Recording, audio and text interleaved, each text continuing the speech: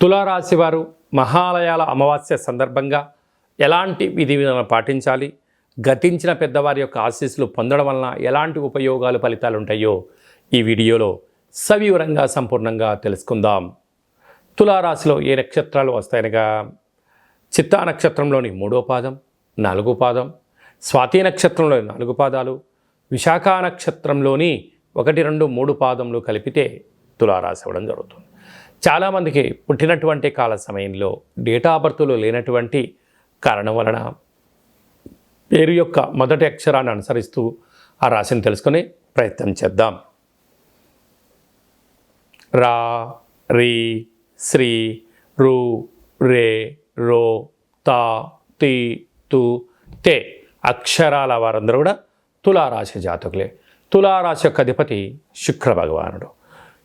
ఈ యొక్క మహాలయాల అమావాస్య బుధవారం అవ్వడం, ఉత్తరాహస్త నక్షత్రం రోజు కలిసి రావడం వలన, ఈ రాశాధిపతి శుక్రుడు అవ్వడం వలన గతించినటువంటి వారికి గారెలను ఏర్పాటు చేయడం, లేకుంటే మినపవడలను ఏర్పాటు చేసుకోవడం, తెలుపు ధాన్యాన్ని ఏర్పాటు చేసి వస్త్రాలను దానం చేయడం, పక్షులకు కానీ అంటే కాకులకు కానీ, జలజీవరాశులకు చేపలకు కానీ, అలాగనే పక్షులకు కానీ నవధాన్యాలను చల్లడం వలన, లేకుంటే తెల్లటి బియ్యాన్ని కానీ జొన్నలను కానీ చల్లడం వలన వారు ఆ రూపంలో ఆ పదార్థాన్ని స్వీకరించి వీరికి శ్రీరామ రక్షగా వారు ఏదైతే అనుకుంటారో ధనకనక వస్తు వాహనాలను సిద్ధించును కాక, ఆ చంద్రార్క వంశాభివృద్ధి కలుగునుగాక అని చెప్పి ఆశీర్వదించడం వలన తులారాశి వారు నిత్యం ఆనందభరితంగా జీవితం ఆస్వాదించడానికి ఎన్నో అవకాశాలు ఉన్నాయని చెప్పి గమనించాలి.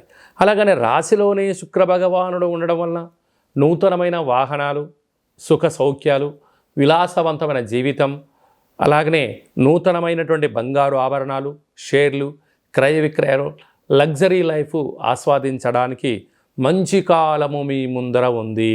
అది ఏ కాకుండా పంచమస్థానంలో శని భగవానుడు ఉండడం వలన శీఘ్రమేవ వివాహం, సంతాన యోగం, పిల్లల యొక్క చదువులు, పిల్లల యొక్క వృద్ధి, పిల్లలకు స్థిరచరాస్తులను ఏర్పాటు చేయాలనేటువంటి విజయం, మీ చిరకాల కోరిక నెరవేరబోతుంది. 6వ స్థానంలో రాహు సంచార స్థితి ఉండడం వలన అంతర్గతమైన శత్రువులు పొంచి ఉన్నారు, అనారోగ్యం రాబోతుంది. దీర్ఘకాలిక వ్యాధులైన నరాల బలహీనత, బ్రెయిన్ స్ట్రోక్ లాంటివి, పెరాలసిస్ లాంటివి, అధికమైనటువంటి ఒత్తిడికి గురైనప్పుడు వచ్చే పరిస్థితి ఉంటుంది.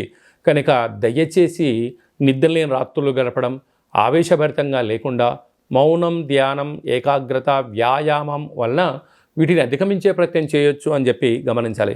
అష్టమంలో గురు సంచార స్థితి ఉండడం వలన స్వల్పమైన వాహన ఇబ్బందులు, ఉద్యోగంలో ఆటంకాలు, గృహ ఉద్యోగ మార్పులు పొంచి ఉన్నాయి, తస్మాత్ జాగ్రత్త. భాగ్యంలో కుజ భగవానుడు ఉండడం వలన భార్యాభర్తల మధ్య సఖ్యత చాలా అవసరం, ప్రేమికుల మధ్య నమ్మకం అవసరం అని చెప్పి కూడా మీరు గుర్తుపెట్టుకోగలగాలి. వ్యయంలో బుధాదిత్య రాజయోగం కారణం వలన ప్రభుత్వ అధికారులతో చాలా అప్రమత్తంగా ఉండాలి. వాహన ప్రమాదాలు పొంచి ఉన్నాయి.